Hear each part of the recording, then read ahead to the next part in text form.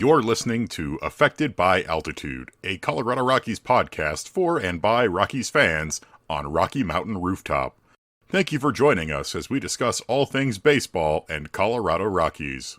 Hello and welcome to Affected by Altitude, the Colorado Rockies podcast on Rocky Mountain Rooftop, a proud affiliate of the Fans First Sports Network.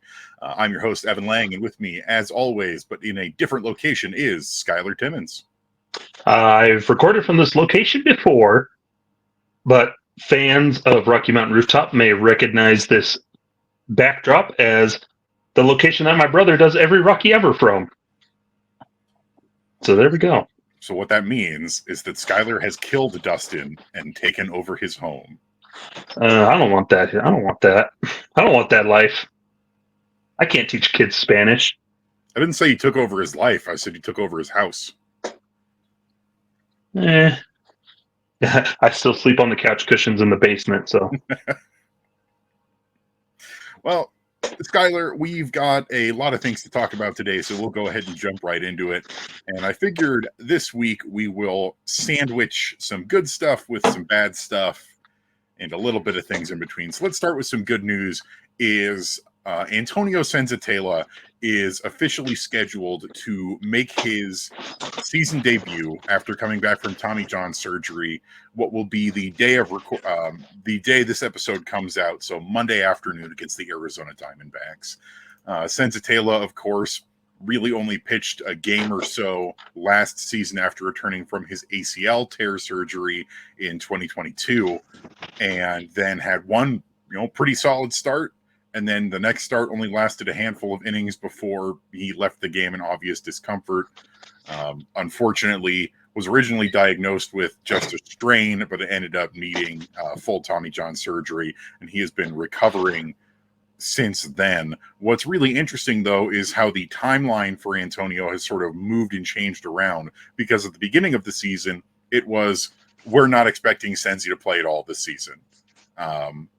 He'll probably start rehabbing towards the end of the year, but we're not expecting him to get any big league starts. And now, with just a couple weeks left in the season, he's expected to be activated off the 60-day injured list and make his debut for the season. Yeah, I think they said like 13 months because he was on the pregame show on the radio the other day. 13 months, that's pretty quick for a pitcher. And so Senzatela, it's good to see that things progressed pretty nicely, maybe a little quicker than everybody expected. But obviously, hopefully their whole goal is to hopefully give him a normal off season. And so it's nice to get him into a game. Obviously, this is a time just maybe handle him with some protective gloves, babying him through. We don't need him to be a hero. We don't need him to go out there and try and do anything spectacular, but just ease him back in and make sure he's feeling good going into the off season. And so it's good to see him back. Senzatela is one of those guys where we're still kind of wondering what is his future with the team, because his whole career with the Rockies has been solid back of the rotation guy. They signed him to that extension that maybe a little bit of an overpay, but then he's been injured so much since he's kind of been a non-factor since the end of August 2022 with the ACL and then now with the elbow. So the timeline with the organization's moved forward, and Senzatela now finds himself kind of in this weird spot where he's this random dude that but he's walking into this weird situation as a guy that has been here, but then he's been gone, and we haven't really thought about him. So interesting to see just how he does settling back in. But if anything, it'll just be good to see him back on a mound, because you hate seeing guys get hurt, and it's good to see him back out doing their thing. Yeah, and his rehabs have been very encouraging if you've been following along. The point of a rehab assignment is never really to throw your best stuff when it comes to, I'm going to annihilate all of these 22-year-olds. Though, we do get that sometimes. But the big thing with Senzatela was making sure his delivery is comfortably repeatable, making sure his velo is ticking up, which it has been. He maxed out at around 97 for his fastball, which is generally what we expect of him. And he even notched a pretty decent number of strikeouts during his rehab assignment. His last rehab game, Last weekend with Hartford, he did strike out 5 batters in 3 2/3 innings. But coming back up now to the big league level, I think the big thing for everyone needs to be ease him in with low expectations. If you are looking for Senzi to come in and immediately pick up where he left off, I think that's super unreasonable, because you need to remember this is a guy who has essentially pitched 1 game since August of 2022. And yeah, that 1 game was pretty good, but there's going to be rust there, especially when he's facing, big league batters and a very talented Arizona Diamondbacks lineup. Yeah, so it's mostly coming up, how does he look? How are the pitches working? There's rehab assignment. Things were looking good at least, but has he taken any steps forward? Because the Senzatela that went down before, it's still kind of a middle of the line pitcher, still mostly a fastball, changeup, fastball heavy pitcher with maybe a couple of secondary pitches, and that's been his issue the whole time. So it's, how does he look in that, and how does he fit into the picture with the Colorado Rockies moving into 2025 and beyond? Because he's under contract for 2 years and then an option for 2027, something like that. So where does he fit into the plans? Do they see him going through that whole contract, or is it, okay, we just got to show everybody, hey, he's healthy, we're hoping to move him in the offseason? Yeah, his situation is a little bit different from Herman Marquez, who we also lost to Tommy John, is now done for the season after a very brief comeback this year, because Herman is a free agent after 2025, but Senzi is not, and they are both roughly the same age. But I think the expectations are definitely going to be higher for Herman next year, versus the big thing for Senzatela is going to be strikeouts, because his ability to strike batters out at the big league level, or I don't even know if it's ability, just what he has been doing, has been practically non-existent for most of his career. But in 2022, before he went down for his ACL tear, he was had a strikeouts per 9 of 5.3, which is well below league average. And this is a Rockies team that needs to be striking out more batters. They've already been one of the worst strikeout teams in the league. They can't have that Senzi come back where it's just no strikeouts and constantly pitching to contact. Yeah, because it's fine to have maybe one of those guys, but even some of those pitch to contact can still rack up some strikeouts. 5 strikeouts in a game. That's maybe what you need in those big situations, instead of always constantly relying, I got to get a ground ball. I'll get a ground ball. That ground ball results in a 3-run home run. And so, I would love to take, it's great that our infield defense gets a ton of attention for the double plays they turn and everything like that. But the reason why they get so much action and why they turn so many double plays is because there's so much pitching to contact. There is so much contact the Rockies are giving up. And for most of his career, that's the niche that Senzatela has filled. That he's a pitch to contact, induce a grounder kind of guy, doesn't walk a ton of batters, doesn't give up a ton of home runs, but he's going to give up a lot of contact. He's going to give up a lot of hits. If you look at his hits per 9 every season, it's pretty high. He's got multiple seasons where he's giving up more than 10 hits per every 9 innings.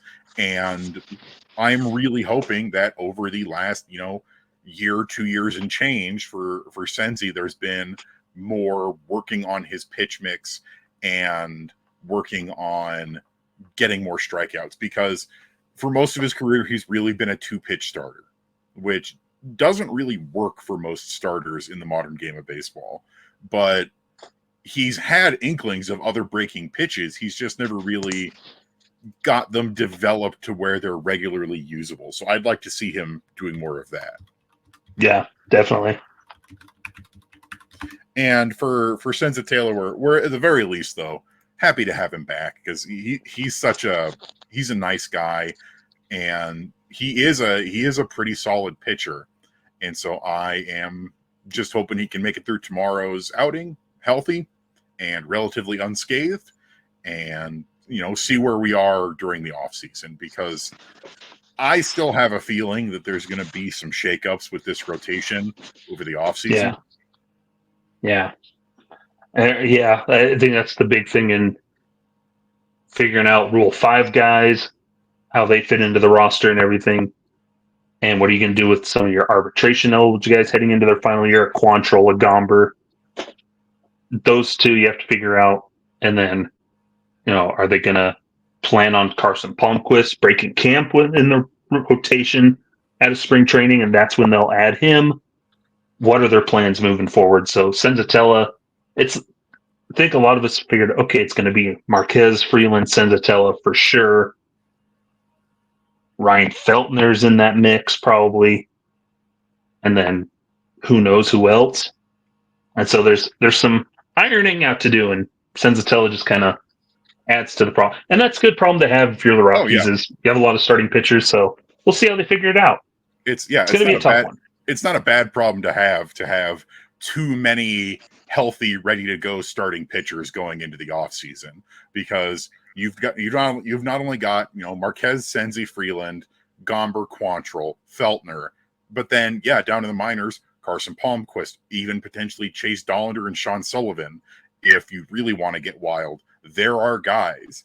And so there's at least a lot to choose from there.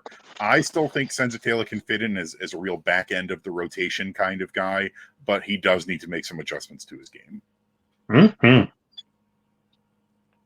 But while we're on a pitching kick, we might as well then go what comes after the starting pitching.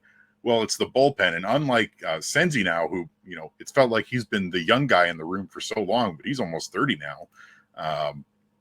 Like in a couple months, he's going to be turning 30, is the very, very young Colorado Rockies bullpen that's been really enjoyable to watch. Like one of the bright spots of these sort of dog days, final stretch of the summer has been all of these young bullpen guys coming up and honestly being really impressive. Angel Chivi, Luis Peralta, Jaden Hill, Seth Halverson, even Victor Vodnik, who's now back from injury, and less expected, the oldest of the bunch, Jeff Criswell, has performed really well since getting called up. But this is another good problem to have, where the Rockies have 4 or 5 young bullpen guys who all debuted this year and are showing really strong potential for a drastically reshaped bullpen in 2025. Yeah, and no, I think we've spent, seems like every episode this past couple of weeks, we've talked about these young bullpen arms. So I don't know how much more we can say about them, but it's just nice to see a bullpen that's been so effective since coming up. There's no little hiccups here and there, but it's nothing like drastic. It's like, he just gave up a run. Like, not that big of a deal. It's just nice to see guys that come in, young guys come in, power arms. Now, most of them are hitting 95 to 100, somewhere in that range, with some nice breaking balls. I think Seth Halverson and Jaden Hill and Jeff Criswell could even spin it up there. So it's nice to see them coming in and settling in, taking over an inning or so. And their performance is then starting to push out other guys I'm talking about. Justin Lawrence. I'm sorry, but I think it might be done with Justin Lawrence after this season. Even as soon as tomorrow, Monday, when they activate Antonio Senzatela, even something like that. 30-man roster move. And so it's nice to see young arms coming up, power arms. Firemen is what they typically call them. Guys that can come up and put out danger, and you don't have to worry as much. Where it's not going to be a trapeze walks every time they come to the mound, where it's been like that. And so those young guys have then been settling up where, hey, Tyler Kinley then gets it done late in the game. Not too shabby lately, aside from one game we won't talk about. But it's just nice to see youth that are excelling.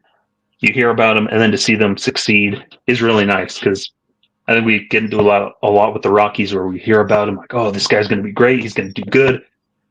And then it's just crickets once they get to the big leagues. And you're like, come on, do something, man. And it's just not working out. So it's nice to see these guys come up and have an immediate impact, where your bullpen He's like, yeah, who we got? Halverson? Excellent. Yeah, and the guy we really haven't talked about that much, like we've talked about Seth Halverson and Luis Peralta, Angel Chivi, who's now got his ERA down to 3.75 in 23 appearances. That's really good. Who finally made his debut is Jaden Hill. And Jaden Hill's now made a couple of appearances and looked pretty solid, especially when, recently changed to a bullpen arm from a starter and, had his struggles, especially in AAA, and he's dealt with injuries. But, this is the guy who at the beginning of the season, we were all like, we've got to see Jaden Hill at this point, right? At some point this season. And now here he is, and I'm really liking what I'm seeing so far from him. Yeah, and you love a guy that's wearing 0 coming out of the bullpen, some Adam Ottavino action. We've seen he's got that good. You're taking that power arm because they drafted him, and he was injured when they drafted him too, or had to get Tommy John or whatever shortly after getting drafted. He was drafted while still recovering from Tommy John surgery. Yeah. And so obviously the Rockies saw something in him. They knew what his pedigree was. And so it's nice to see here's a highly tutored guy that they drafted, but we haven't really been able to see him fully potential. And then he was a starter. Was okay. But then them deciding, we're going to take that power arm that he has as a starter, and we're just going to apply that to the bullpen. So then he goes to that Arizona Fall League, does great there. And you're like, okay, 100 miles an hour in the back end of the bullpen. That's a spicy meatball. And so seeing him grow and develop and then making that transition for him. And then now to see him doing it in the big leagues with some of these other guys, you're like, okay, a fastball at 100 miles an hour will play at the big league level. That can then allow him to then refine some other things. He can still get guys out, but then that allows him to also work on other things in the meantime. Yeah, and it's such a nice change of pace because the Rockies went, I think, like 2 full seasons without somebody throwing over 98 miles per hour. Yeah, like, just no gas in the pitching staff for the Rockies. And now all of a sudden we've got all these young guys who can easily throw 100 miles per hour, but it's not just throwing. They can locate these pitches. It's one of the things that's really impressed me with Seth Halverson is he's throwing 101 and painting corners with it. Like it's such a relief that we can look at this bullpen and go, I think there's actually a future here. Instead of for ages, it's always been the bullpen's going to be a problem. We know the bullpen's going to be a problem. And, we came into this season with that same mentality of the bullpen's probably going to be a problem. And for a large portion of the season, it has been.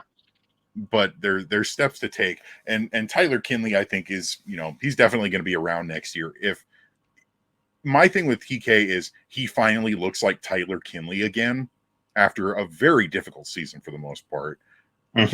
He's really rounded in, and I think so much of that was just him still trying to find his groove after all the surgery and everything like that.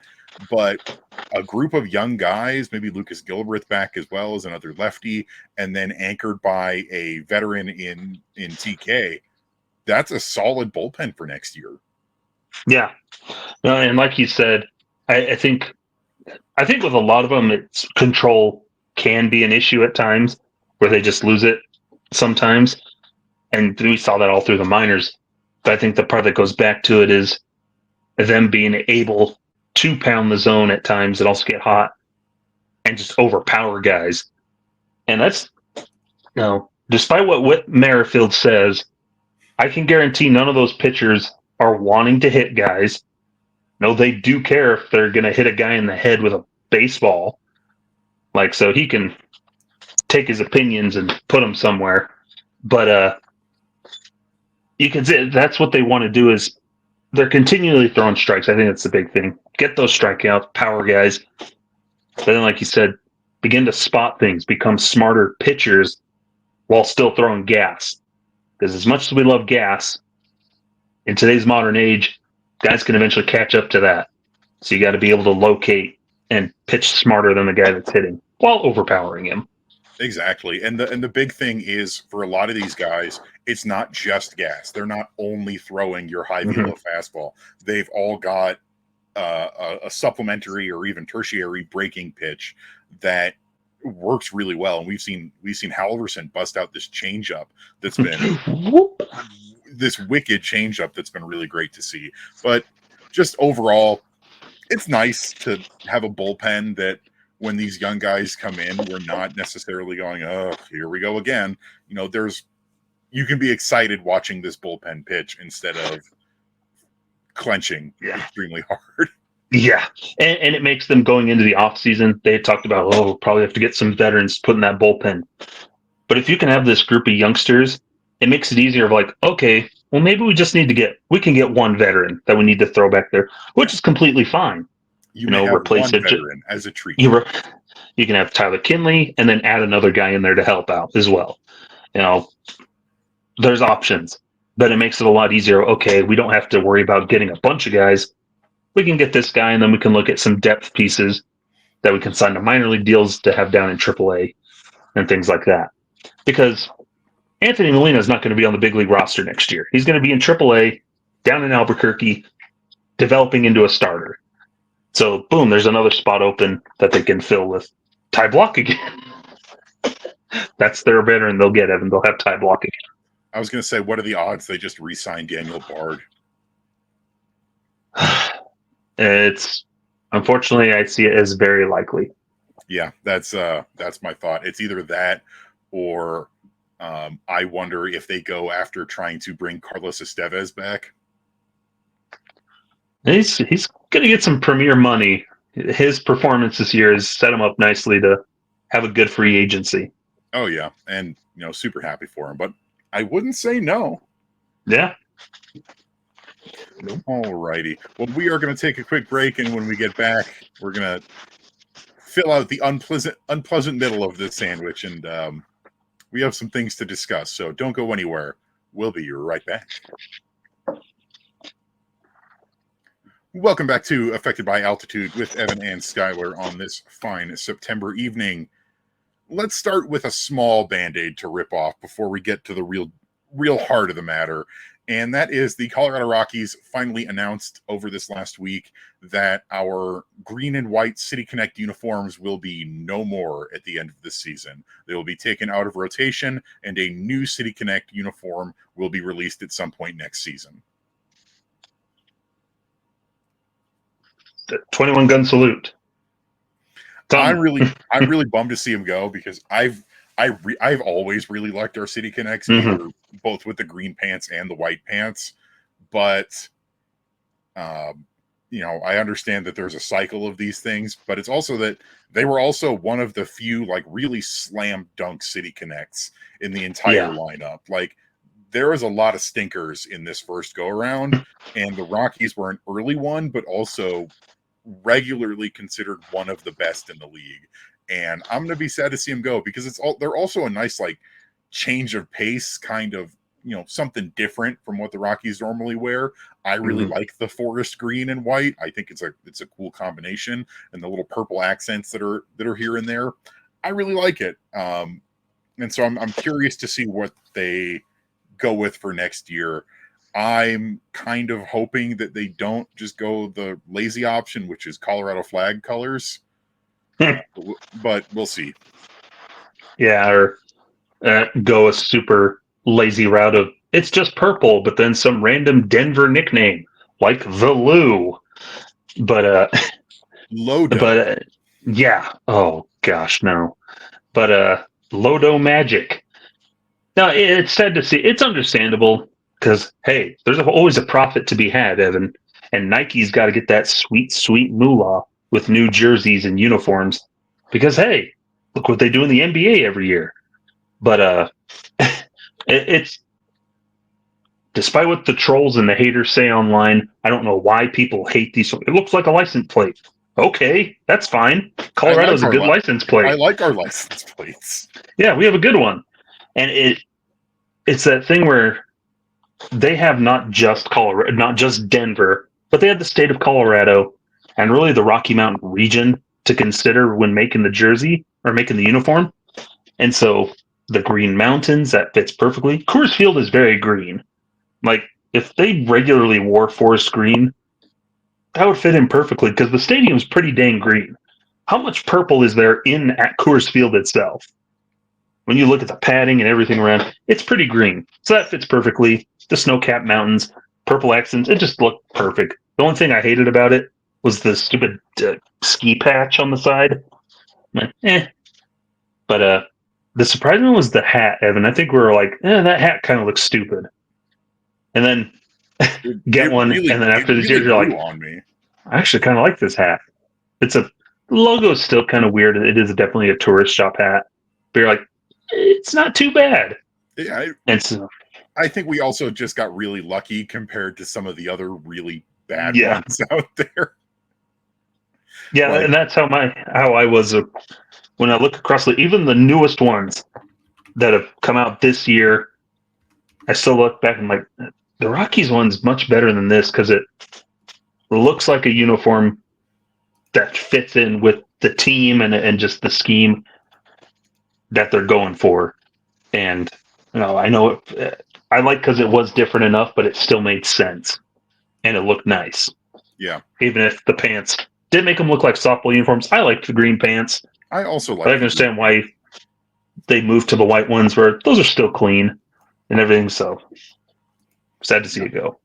And I think that logo, honestly, I think it would work better as like a jersey patch instead of the hat main logo. But I just do think compared to some of the other hat logos and City Connects that came out, like for example, the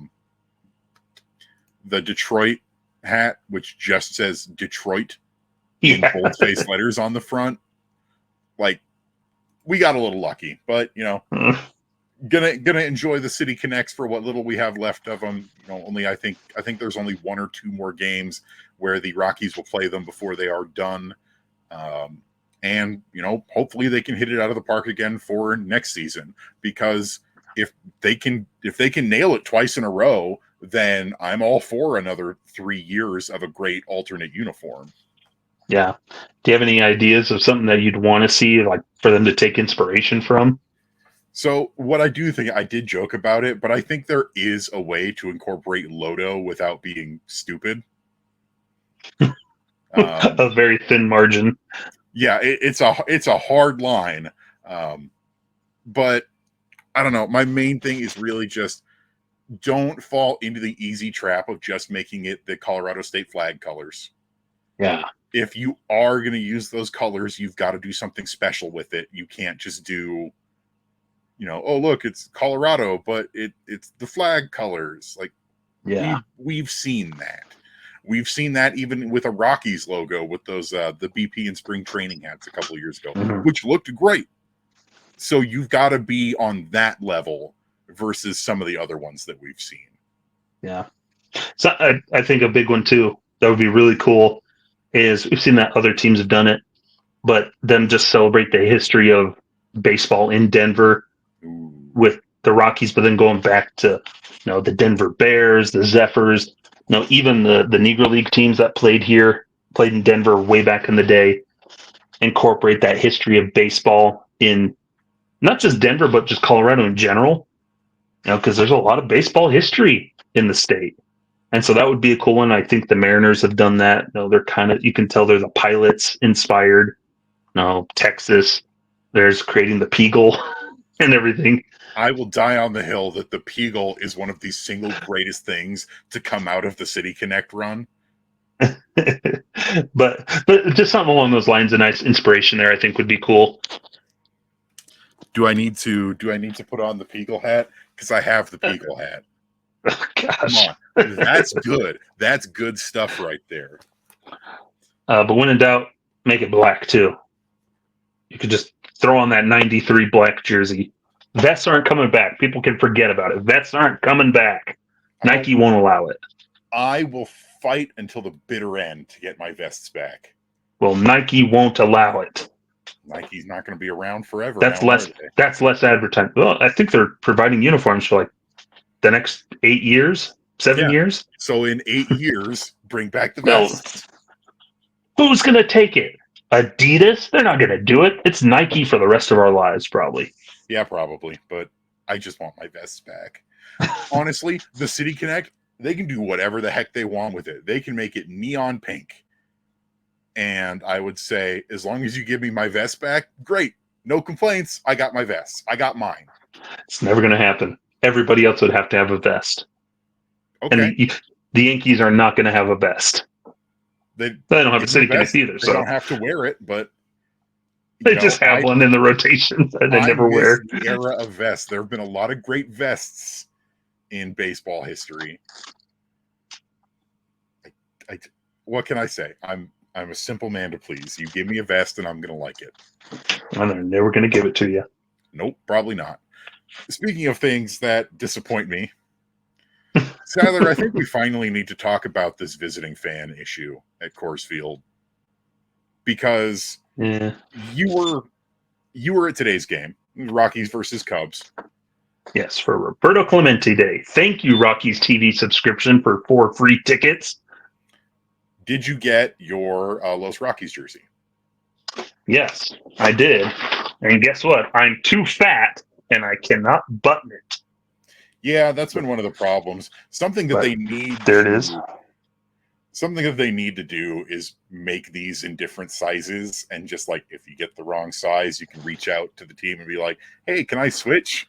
Because some of us, or just ask people as they're walking up, "Hey, what size?" Yeah, and I can say 2XL, please, and they say, "Here you go." Yeah, because some of us huskier fellas can't fit into these one-size-fits-all things. Yeah, and then there's little kids walking around like they're wearing a dress. Like, they're stumbling around like they're in a big old sheet. And I know it can be done because other teams have done it. But yeah, it was at the game today for the Cubs are in town, and I can understand the Cubs. They've been around forever, so fans are just rooted across the country. For the longest time here in Colorado, that's probably one of the closest teams, so people just adopt that. They listen to pretty ingrained. But the problem is, every single home game for the Rockies feels like an away game at times. And we've heard a lot this year where some dwindling crowds, but you hear Coors Field gets taken over by visiting fans. I'm not going to fault people for being fans of other teams. Like, you do you, whatever, if you have your everything. But it's the fact that Rockies fans aren't able to outnumber them. I was sitting on the third base side, Evan, in section 134, up there. Before the game, the entire area there in that hole up the third base line behind the Cubs dugout, a sea of blue and white. Just Cubs jerseys everywhere, Cubs hats, and when Michael Busch or when everybody would hit a home run, that place erupted with standing ovations cheering for the Cubs. And Jacob Stalling hits a home run, and everybody's just kind of like, "Yeah, woo!" Like, it was a stark difference. And I'm like, am I at Coors Field or is this Wrigley? Like, what is going on? And so it's just frustrating when you come as a fan and it feels like you're outnumbered, where you're like, I don't have anything to cheer for with my team. I'm going to be like a lone voice in the crowd, and I'm outnumbered. And so it's a weird feeling when you see all the visiting fans and you're like, you're ashamed to be there wearing your Rockies gear. You're like, oh, I'm sorry. Yeah, it is. And it's like you said, I do get it to an extent with the Cubs, because before the Rockies, the MLB team of choice here in Denver was the Cubs. And, people are going to pass that down. And we're also a city of transplants. So yeah, I get it. There's going to be a lot of Cubs fans, but I think it just really shows how poorly, especially over the last 10 years or so, the Rockies have done at fostering a fandom and a sense of community, because you can, in a city of transplants, still outnumber the visiting team. Mm-hmm. And the Rockies don't even do that. And I get it that, there's only about 2 weeks left of the season. It's another losing season. There's not a whole lot of people who are going to go, but these were sellout crowds at Coors Field this weekend, like 40,000 people each game kind of crowds, and almost all of them were Cubs fans. Yeah. And looking at the rest of the Rockies schedule for their homestands, it's not going to get better because their last 2 series are against the Cardinals and the Dodgers. Woo! Yeah, I would love to just see online somebody trying to organize like, hey, let's buy random tickets just so Cardinals or Dodgers fans can't come to the game. I would love to see that at some point. But it's showing that the Rockies in their 30 years have really failed to foster and continue to nurture that fandom. Because we can see when Denver cares about the Rockies, that place can be a rocket. It can become a sea of purple. Rocktober, 2009, I'm pretty sure, same energy in those early years of the Rockies where they're breaking attendance records and people are just stumbling over themselves to come and watch the Rockies. It was because of the fan environment that Larry Walker signed with the Rockies and ultimately becomes a Hall of Famer. No, it's because of the people of Denver cared and came. And that's why John Elton stayed. Yeah. But we've been beaten down so much, I think, for the past, however long, so much losing and excuses and just mediocrity where it's like, we don't care. And it's disheartening because then you're like, yeah, these other teams can come, whatever, like good for them. And meanwhile, the ownership's like, we love Coors Field. It's a great place to come watch a game. I want to watch the team I come to see win, the home team. But I'm not there to watch the Cubs. I'm there to watch the Rockies, my baseball team. And what sucks is that this is not a problem that there's any variety of quick fix. It's going to, if ever, take years to fix this. Years of smart team building and starting to succeed. And honestly, ownership and front office outreach of like actually talking to the fans and being open and honest about what the plan is if you're trying to win. Because that's been one of the major problems is that we rarely hear anything from Dick Monfort except for when he's putting his foot in his mouth at some random luncheon in February going, well, I interpolated the numbers and Chris Bryant is going to hit 290 home runs in 2026. Hot dog. And I'm sorry I'm sorry, Evan. It wasn't home runs. It was 290 plate appearances. It was 290 broken bones. Yes, every bone in his body. there are some re-breaks in there. No, it's so frustrating because it is there is no quick fix for fan apathy. Yeah. Winning fixes everything, and that's what the Rockies need to generate some excitement. Because initially it was, hey, there's a baseball team in Denver now, and fans want to come and see. They're hungry for baseball. And then, hey, the Blake Street Bombers are pretty fun. It's just a fun, cool place to be. 95 happens. Hey, some excitement. We're going to the playoffs. And then it starts to teeter off. We're like, okay, this team's kind of bad. Oh, we're getting worse. We're getting worse. Todd Helton's pretty cool. Generation R, we're still stink. We're starting to get better. Rocktober. We're going to the World Series. And then it's just kind of been a continued nosedive since then. Maybe some blips in there. But it just kept growing and growing. Yeah, fans in Denver do not care. They know what the product is. They know what the stigma is. They're a bad team. They can't pitch. They're going to be bad at home. Or they're going to be bad. It doesn't matter why go because they're going to lose anyway. And that's right. This was the first time I'd gone to a game since 2022. And I didn't go all last year. We usually try to go once a year. We're like, why would we want to go? They're just going to lose. They're losing 100 games. Who cares? I don't want to waste my money to go watch that. Yeah. Thank goodness these tickets were free. Up there. Yeah. It's like it's a whole day, and I just want to go watch them lose 6-1. Like, I don't want to watch that. Luckily, these tickets were free, so Yeah, no, and I think free in a sense. well, and I think that's a totally reasonable take. And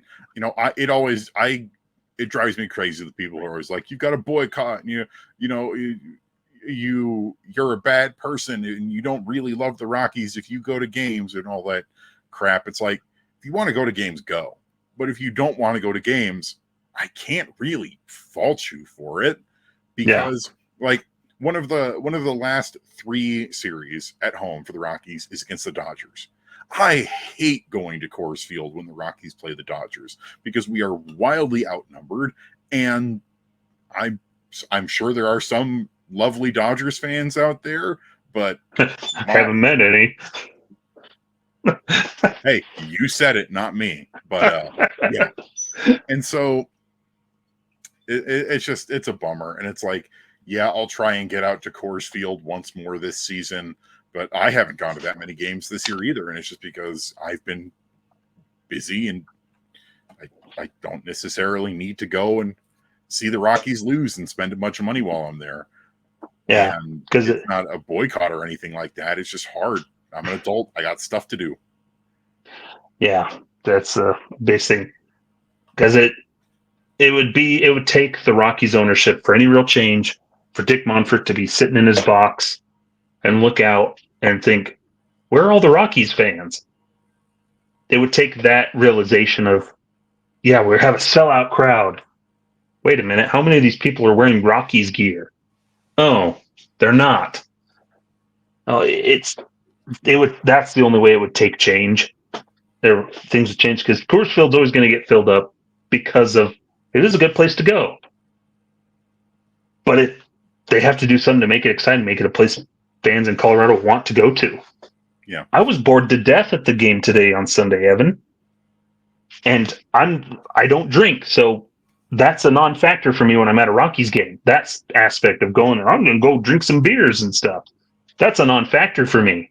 Yeah, you're there for the baseball. I'm there for the baseball. And when I'm sitting there watching and they're boring, they have 3 hits.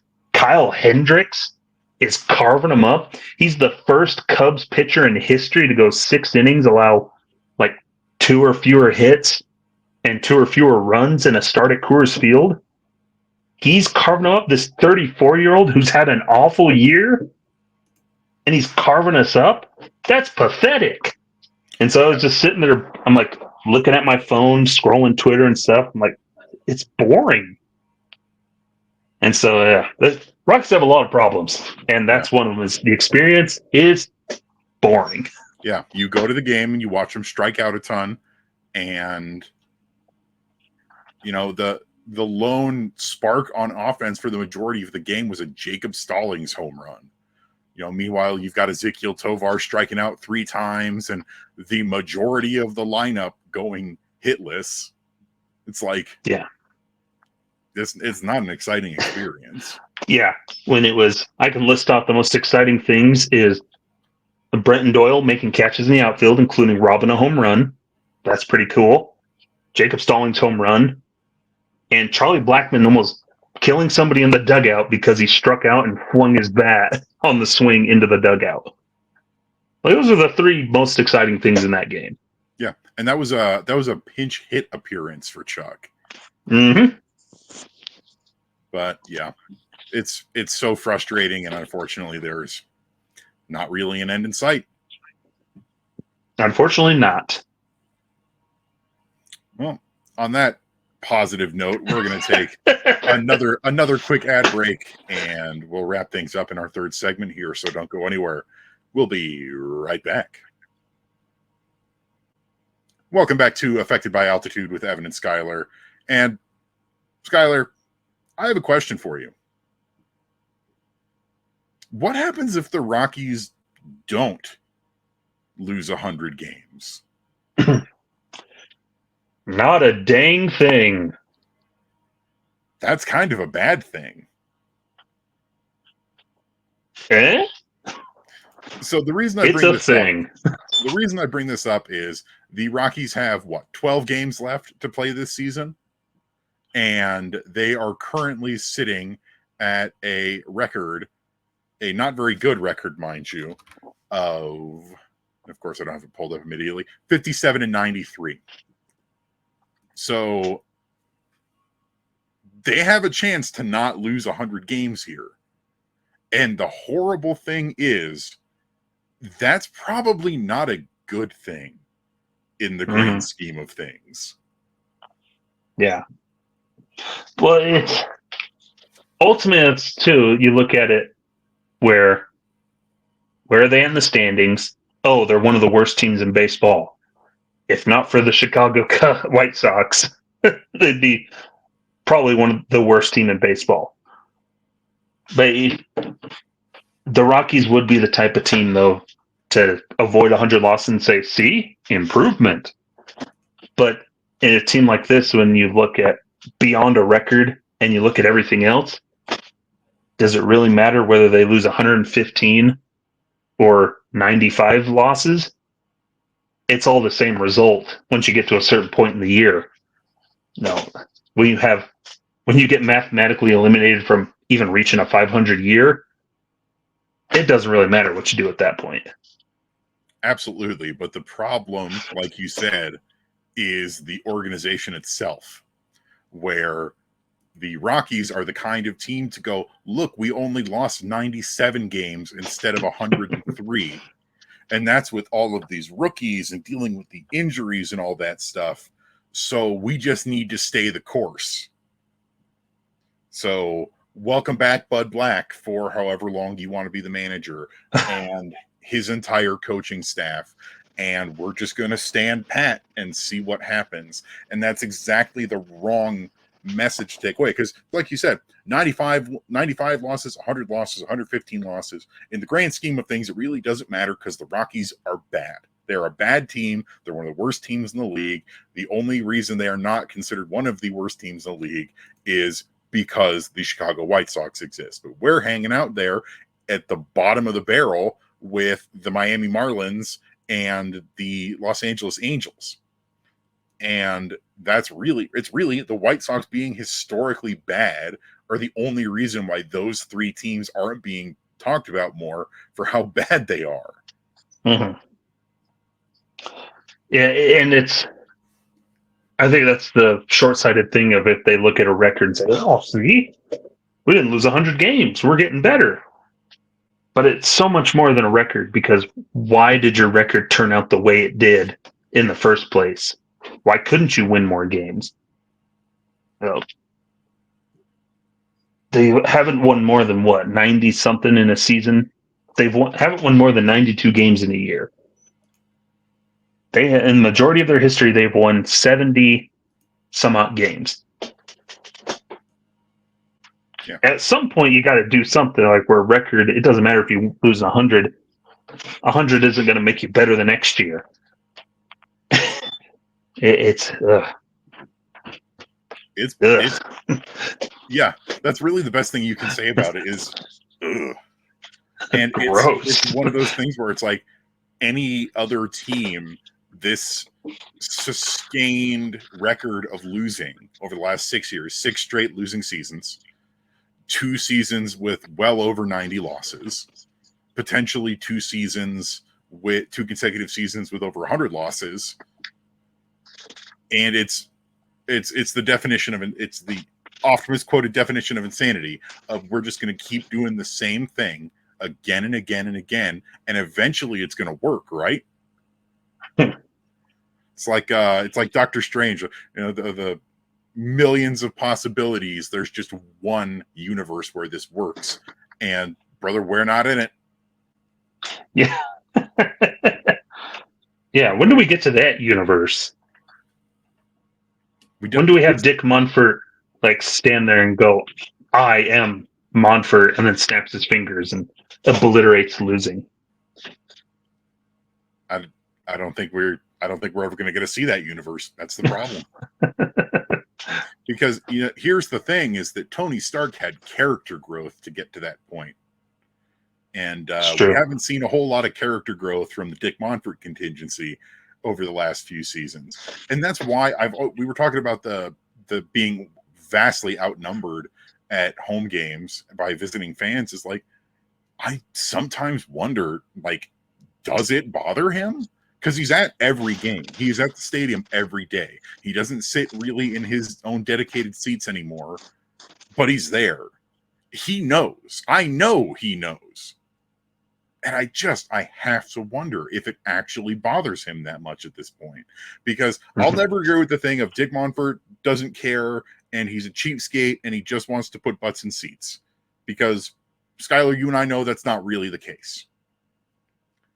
But I do wonder sometimes when it comes to this, when it comes to being outnumbered so drastically, it's got to bother him, right? So why not do something about it?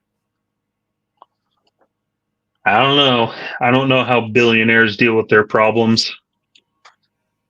Does he just wipe his tears away with the big stacks of green money that he gets every single home game? He probably. Just, So how do you... I can't believe there's not enough Rockies fans. $100 bill wipes away tears. It's one winning season, Michael. How much could it cost? $10? Yeah. It's there's a Fire Emblem quote. I forget which character. It's like someone asks, "How do you sleep at night?" It's like naked on silk sheets, rolling around in big stacks of money, and that's billionaires.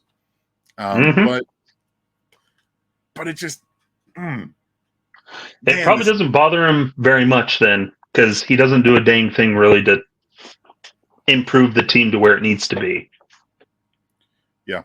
And I feel like a lot of the changes that this team has made, because they're having some good ones. The pitching lab out in Arizona, it's great. The overall, I've heard nothing but good things about how they operate out at the Arizona complex from both players and personnel alike. And it always feels like that's maybe in spite of the ownership instead of because of. Yeah.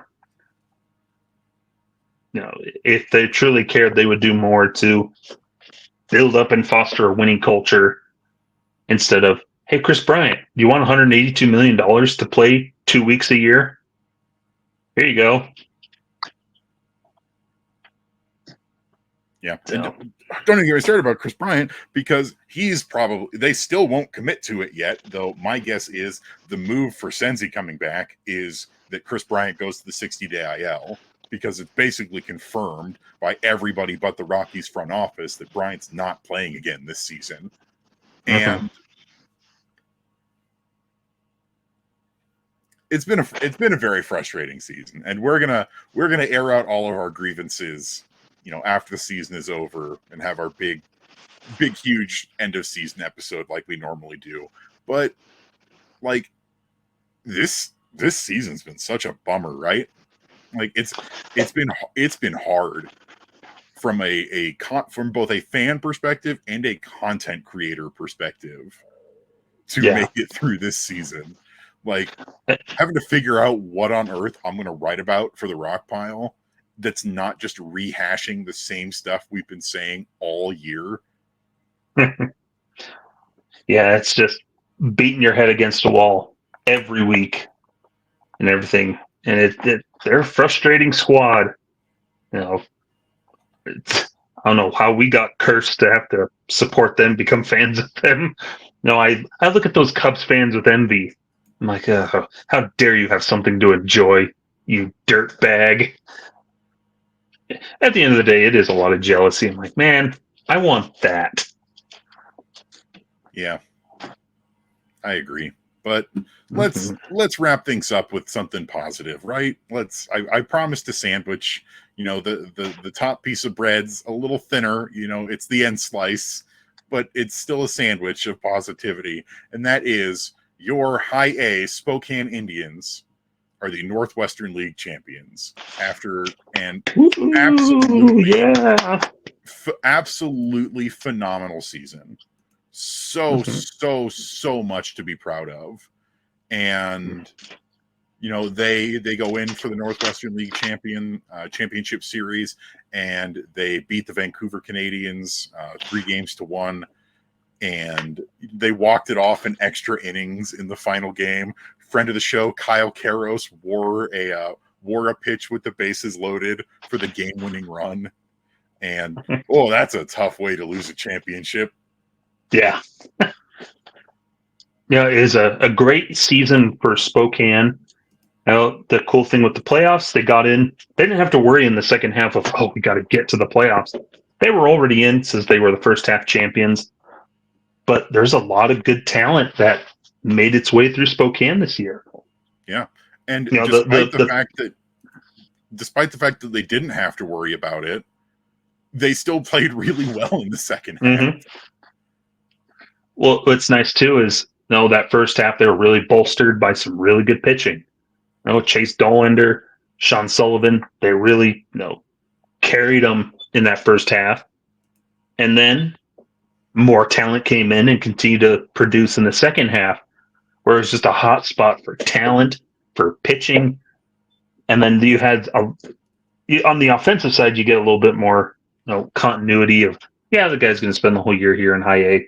So Kyle Karros had a phenomenal year, contender for MVP there in the Northwest League. And then you had an influx of other young guys, some names maybe people haven't heard of or aren't on their radar. It's just a nice place where they are the most decorated organization in the Northwest League, first championship since 2008. And so they are it's a good program out there in Spokane, just a good situation with the organization. I'm glad they're an affiliate. And you need this kind of stuff in your system. When championships are born in your system, eventually that hopefully leads to championships at the big league team where it belongs. Yeah, I'm hoping some of this success is going to eventually trickle up to Albuquerque once the really good parts of the farm system are finally making it up there, because the Grizzlies down in Low A, Fresno Grizzlies, had a really good season and unfortunately did not make the playoffs, but still had a winning season. That happened last year too, where they just narrowly missed out on both halves despite having the best record overall on the year. Yeah. And then Spokane wins the championship. And Spokane, incredible team this year. Cole Carrig, guys like Connor Stain being really underratedly good. And the Hartford Yard Goats are playing for going to be playing the Somerset Patriots this coming week in the playoffs themselves. Meanwhile, the Isotopes, it was not. How much better than the parent team? They're very reflective of each other, honestly.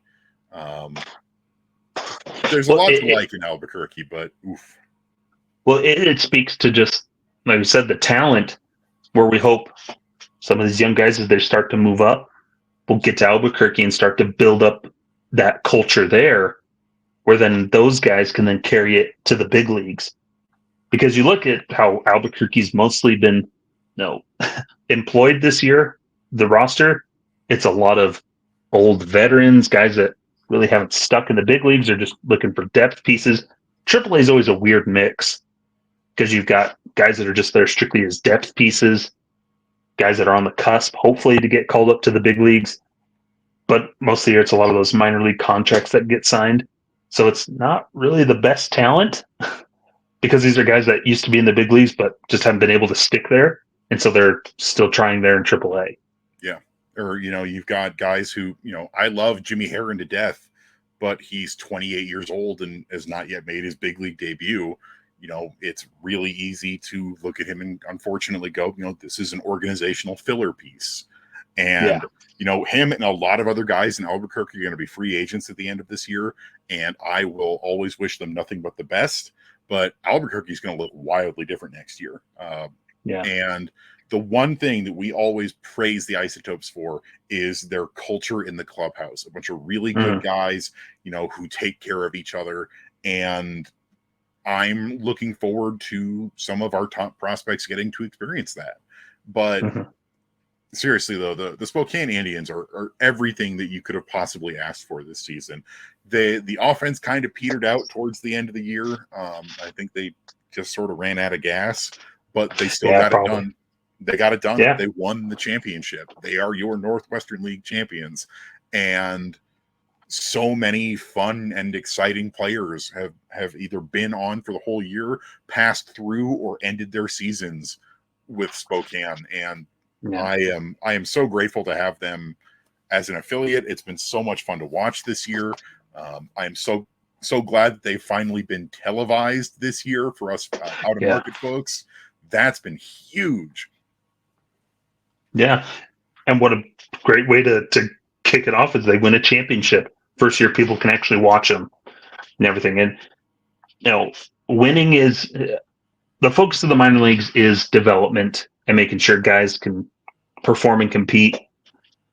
But winning a championship is also that highlight of it's also helping develop winning cultures where, okay, championships are expected in this organization no matter what level it is.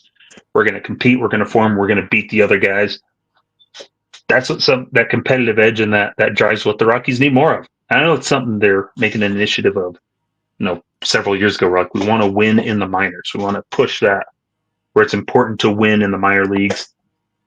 And, those bottom three, AA through the ACL even and the DSL, winning is often. It's prevalent. And so that's good. And those guys get those cultures and can come up together in those bonds. A championship, no matter what it is, that lives forever. And those guys get to carry those memories. So that's awesome. And I look forward to hopefully those experiences carry up to the big league team. Yeah. It's a thing where you want, like you said, you want your prospects as they develop together, because that's another thing, is having guys all develop together. When we had Kyle Karras on the show, he talked about how important his teammates are and stuff like that.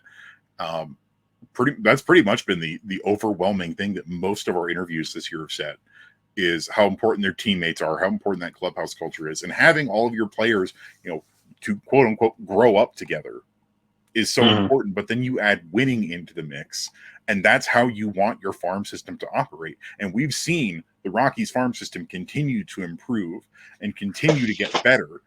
And, I'm hoping good things in the future next season for Albuquerque, but it's going to be fun to continue to watch all of these other minor league teams as well. And I am, once again, just a huge congratulations to everyone with the Spokane Indians, because hell of a year, y'all. It's good stuff. Good stuff. But I think that's going to do it here for us on Affected by Altitude. Thank you so much for listening today. Skyler, where can the folks find you at? Find me over on Twitter at sideline_crowd, and then writing Wednesday Rock Piles at purplerow.com, and then writing some stuff for fansfirstsports.com. And you can find me on Twitter at Evan_Lang27 and on purplerow.com, writing the Monday Rock Pile and the Tuesday weekly Pebble Report, though that's slowing down here as the minor league season comes to an end, and that's probably no longer going to be weekly over the off season. You can also always remember that you can find Rocky Mountain Rooftop on your favorite podcasting platforms of choice and on social media, Twitter, Instagram, and YouTube at Rocky Mountain Rooftop. That's at ROCKYMTN Rooftop. Be sure to follow us on your social media platforms and stuff right there in your podcast feeds, so you never miss any of our shows, like Every Rocky Ever. We had a recent one that Evan was on, talking about Jeff Cirillo and Terry Shumpert and Juan Pierre. It was so much fun. We got that. Our old Rooftop Mingle, some of these interviews we've had. There might be another one that Evan has done. Coming this week. I really had a blast doing it. It's just a little 15, 20-minute interview, and it's fun, and we're hoping to keep doing more of these. It's going to be a little tougher during the off season, but we're gonna keep trying to find ways to provide cool stuff for y'all to listen and watch. And just people to talk to, because it's better than just listening to us. I'm hoping to get, early this year we had Aaron Kroom, the mascot coordinator and PR person from Spokane, on the show. I'd actually love to get him back on the show at some point this off season to talk about the Spokane season and all the cool stuff they did this year, because they did a lot of really fun stuff this year with both their mascots and with their PR stuff. So yeah, we're gonna keep pushing through. The Rockies may be bad, but that doesn't mean we have to give you bad content. Yeah. Mediocre at worst. Yeah, cromulent.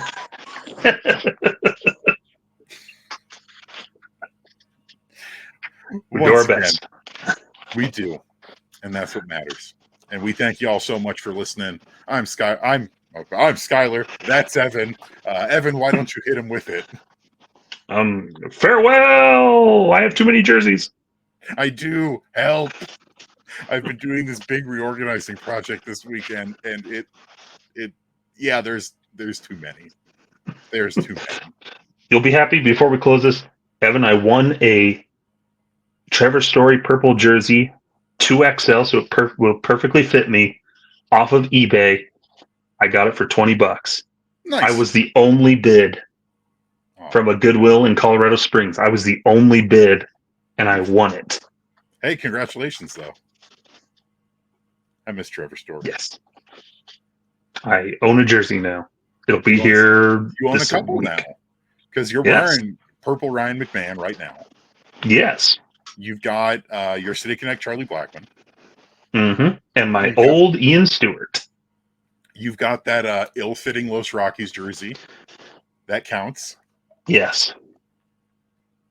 My jersey collection is much bigger.